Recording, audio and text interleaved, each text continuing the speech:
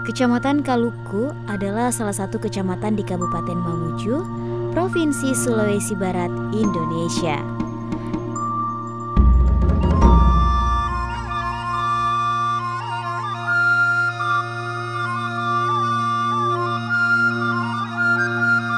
Dalam sejarah pesan lisan dari tokoh adat dan pemuka masyarakat Pitulungasalu yang telah menjadi narasumber dari buku Sarman Sahudin yang berjudul PUS dan PBB dalam Imperium Sejarah.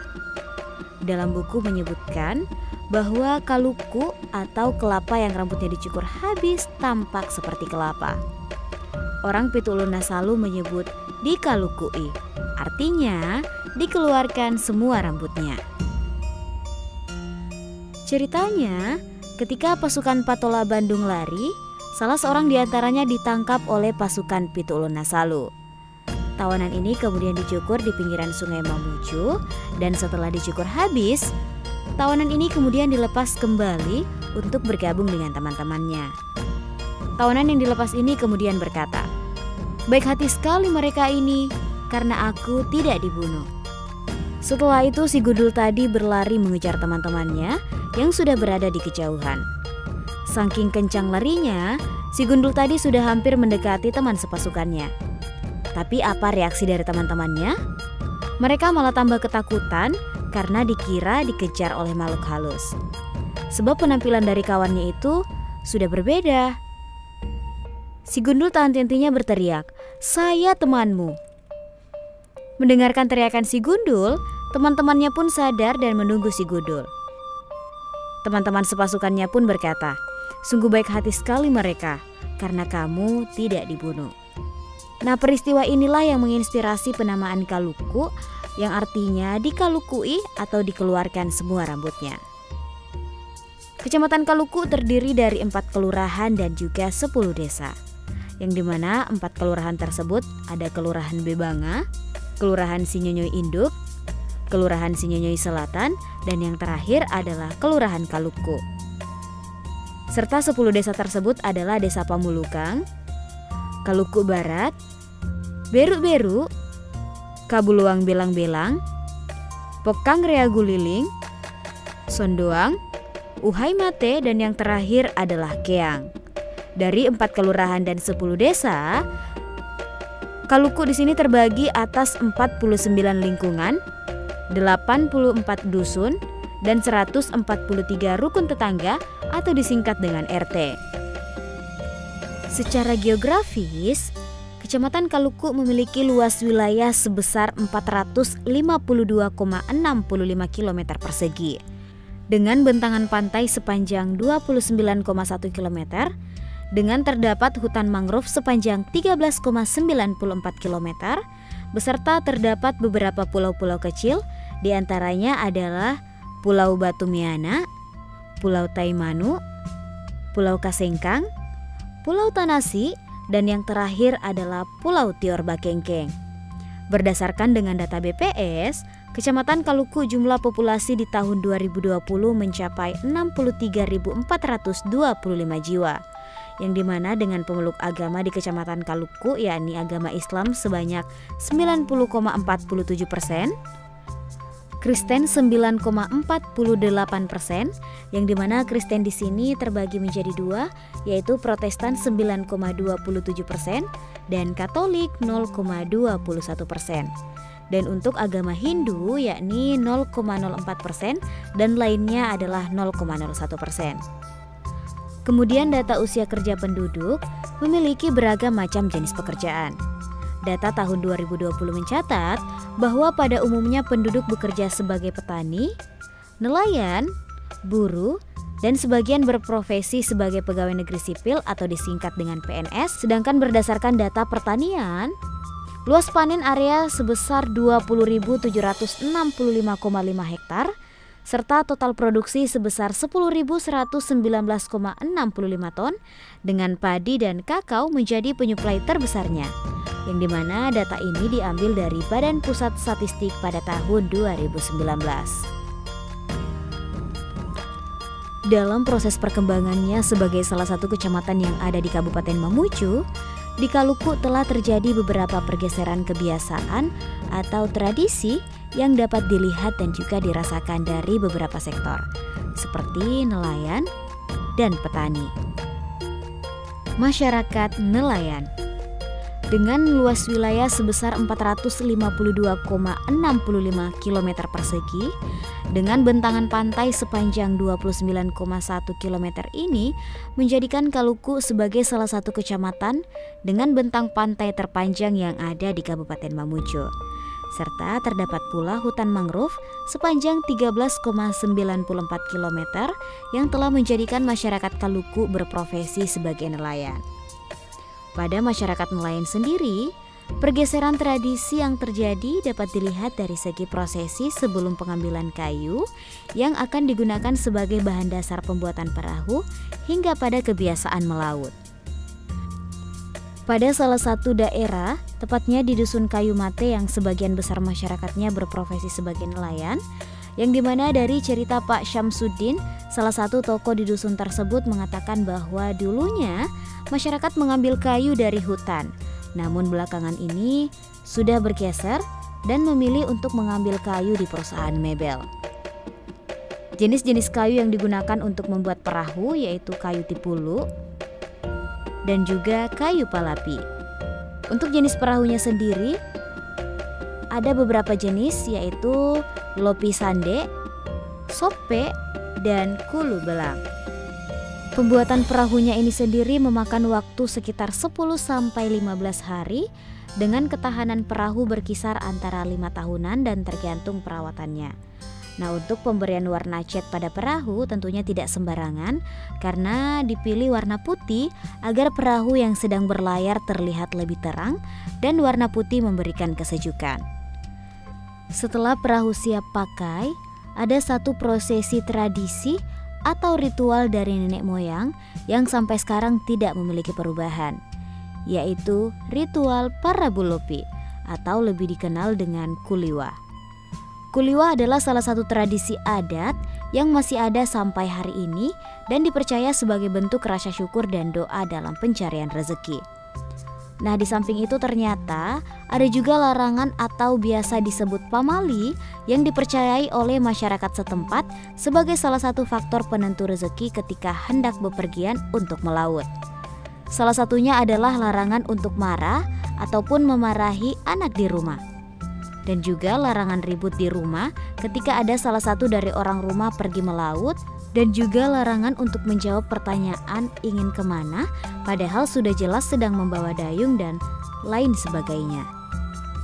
Dulunya ada waktu-waktu tertentu ketika hendak melaut, namun kini itu sudah tidak dipakai lagi oleh masyarakat. Nelayan bisa kapan saja berangkat melaut sesuai kondisi fisik dan perasaannya tanpa pertimbangan besar kecilnya hasil tangkapan melalui jarak waktu tangkapannya.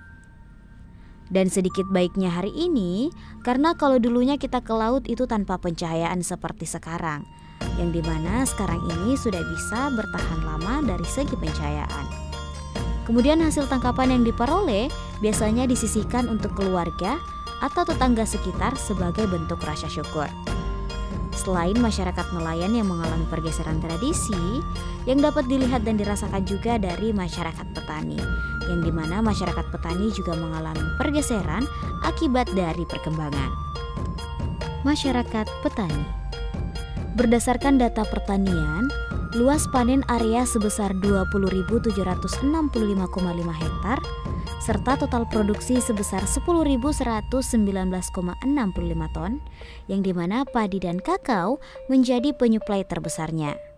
Nah, dalam tradisi atau kebiasaan masyarakat petani di Kecamatan Kaluku, khususnya petani padi ketika akan memulai penanaman. Nah, ketika ingin memulai penanaman, terlebih dahulu diadakan musyawarah bersama sesama petani untuk memilih sokbo. Sokbo adalah orang yang dipercaya untuk memimpin ritual, yang dimana setelah sokbo terpilih, maka musyawarah dilanjutkan untuk mencarikan waktu yang terbaik untuk memulai proses penanaman padi. Ketika waktu penanaman padi telah tiba, maka dalam aturan adat, sokbo lah yang pamula atau memulai pertama kali menanam bibit. Nah, selain memilih waktu untuk penanaman pertama, Sok-bok juga memilih waktu pertama ketika hendak untuk memanen padi. Setelah Sok-bok melakukan penanaman pertama maupun panen pertama, barulah masyarakat lain mengikuti. Dalam ritual menanam padi ini, terdapat kepercayaan untuk memilih hari yang baik serta posisi badan yang tepat ketika hendak menanam padi. Menurut kepercayaan ini, posisi yang baik atau posisi badan yang baik adalah posisi badan yang tidak menghadap langsung dengan naga, yang dimana dalam kepercayaan masyarakat petani dahulu, jika dalam posisi naga dari utara menghadap ke selatan, untuk mengatasi ditelannya naga terhadap padi yang ditanam, harusnya proses penanamannya menghadap ke barat atau timur. Inilah yang disebut dengan menghindari nasopa naga. Naga yang dimaksud adalah kepercayaan dalam perhitungan hari dengan mata angin. Selain itu ada juga yang dinamakan parare. Parare sendiri semacam doa yang dipanjatkan dengan sajian hidangan makanan seala kadarnya, seperti telur dan nasi, kemudian memanggil tetangga sekitar untuk dinikmati bersama. Karena dipercaya dengan doa yang dipanjatkan pada Sang Pencipta, tanaman padi mampu terhindar dari penyakit atau hama yang menyebabkan kegagalan panen. Permainan tradisional. Sama halnya dengan daerah lainnya, Kecamatan Kaluku juga memiliki berbagai macam suku dan bahasa. Di antaranya Mamuju, Mandar, Bugis, Pakado, dan Sinyonyoi, serta budaya dan tradisi-tradisinya ada di Kecamatan Kaluku. Begitu pula dengan permainan tradisional yang masih dimainkan sampai hari ini, meski sudah jarang ditemukan akibat perkembangan dari teknologi yang menggeser permainan tradisional tersebut. Ada beberapa permainan tradisional yang membuat kita bernostalgia saat menyaksikannya dimainkan kembali. Yang pertama adalah gasing. Gasing merupakan salah satu permainan tradisional Nusantara yang sangat terkenal. Nah, di Kecamatan Kaluku sendiri, gasing masih dimainkan meski pada musim tertentu atau disebut dengan lara gasing. Gasing yang dibuat dengan dua cara, yaitu manual atau ditara, dengan cara mengukirnya menggunakan parak dan mesin, atau dilari, yang dimana mengukirnya dengan mesin yang dibantu dengan pahat. Namun dengan perkembangannya zaman, sudah jarang ditemukan gasing yang dibuat dengan cara ditara atau dibuat secara manual. Permainan ini sangat digemari banyak kalangan, mulai dari anak-anak remaja, dewasa, bahkan sampai orang tua. Cara memainkan gasing yaitu dengan melilitkan tali khusus, yang dimana tali ini disebut dengan ale-ale yang dibuat dari serat kayu atau tali rapia, kemudian menariknya agar gasing tersebut dapat berputar. Namun di berbagai tempat, gasing dimainkan dengan cara yang berbeda-beda. Teka. Engrang atau dalam bahasa Mamuju disebut dengan teka, merupakan salah satu permainan tradisional Nusantara yang terdapat di berbagai daerah. Namun seiring dengan kemajuan zaman, teka mulai jarang ditemukan, bahkan tak banyak orang yang dapat memainkannya. Permainan teka adalah permainan yang dimainkan dengan menggunakan dua tongkat, baik itu kayu, bambu, ataupun pelepah sagu, lalu pada bagian bawahnya diberikan penyangga atau pijakan untuk berdiri dan berjalan. Jengkal. Permainan jengkal merupakan permainan yang tidak memerlukan peralatan seperti permainan tradisional lainnya, tetapi hanya menggunakan kedua tangan yang jaga. Terkhusus di Kabupaten Mamuju, permainan jengkal ini memiliki versi yang berbeda, baik itu dari alur permainan, aturan permainan, bahkan dari segi nama permainan, ini pun berbeda. Ada yang menyebutnya bermain jengkal, dan ada juga yang menyebutnya bermain satu biru. Di tengah berbagai macamnya game online saat ini, yang dimana game online saat ini telah memasuki dunia anak, permainan jengkal ini sudah tidak dilirik lagi oleh anak-anak saat ini. Jangankan terlirik, menemukannya pun sudah sangat jarang. Permainan jengkal dilakukan oleh beberapa orang. yang aturan mainnya dengan berloncat. Ada 2 orang yang ditugaskan untuk jaga dengan memasang kedua tangannya untuk diloncati beberapa orang anak. Beberapa orang anak yang meloncati kedua tangan kedua yang jaga ini harus loncat tanpa mengenai tangan kedua yang jaga tersebut. Nah, barang siapa anak yang mengenai salah satu tangan dari keduanya, maka mereka akan mendapatkan hukuman. Dan biasanya hukumannya adalah menggantikan salah satu anak yang jaga. Dan setiap lompatan, beberapa anak ini harus mengikuti aturan-aturan dalam permainan. Misalnya menyebutkan nama jembatan, nama gunung, warna, tergantung hasil kesepakatan. Teba, sama halnya dengan permainan jengkal, permainan teba juga memiliki berbagai macam versi. Pada umumnya teba dikenal dengan nama engklek. Dalam bahasa Mamuju disebut dengan permainan teba, tetapi ada juga yang menyebutkan permainan tenteng. Teba merupakan permainan yang dimainkan dengan cara lompat-lompatan pada bidang datar yang telah digambar di atas tanah, dengan membuat gambar baik itu persegi, segitiga, ataupun setengah lingkaran. Pada umumnya teba memiliki tingkatan ataupun rintangan yang berbeda-beda. Jika salah satu pemain yang memainkan rintangan tersebut gagal, maka akan digantikan dengan pemain yang lainnya. Cengke, bentuk atau dalam bahasa Mamuju dikenal sebagai cengke adalah sebuah permainan yang menggunakan media stik yang berasal dari kayu ataupun bambu. Permainan ini biasanya dimainkan dengan 2 regu di sebidang tanah yang luas. Permainan cengke dimainkan dengan menggunakan 2 buah kayu atau bambu dengan panjang kayu untuk yang pertama sepanjang 10-15 cm dan untuk kayu lainnya sepanjang 20-30 cm untuk memukul kayu yang pertama. Kayu yang lebih pendek akan dipukul dengan meletakkannya di atas tanah yang telah dibuatkan lubang dan menyondongkan sedikit kayu tersebut. Setelah dipukul dan terlempar, maka tim lain yang berjaga akan berusaha untuk menangkap kayu tersebut sebelum jatuh ke tanah. Jika berhasil ditangkap dengan menggunakan satu tangan, maka tim yang sedang berjaga akan mendapatkan poin yang sesuai kesepakatan. Begitu pula bila dapat menangkap kayu tersebut dengan 2 tangan. Kemudian jika berhasil menangkap kayu tersebut, maka tim yang berjaga akan berusaha melempar kayu pemukul yang diletakkan di atas lubang. Pele atau bermain pele.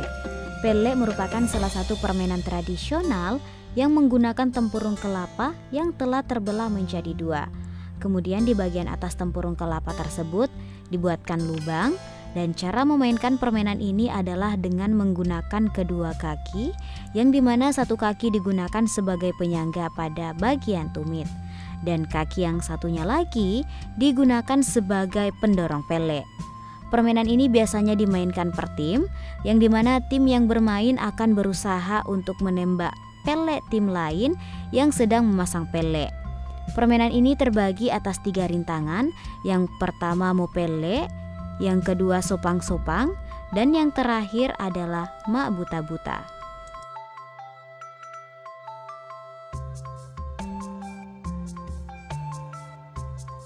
Kecamatan Kaluku ialah salah satu surga kecil dari bumi Nusantara, nan elok dipandang.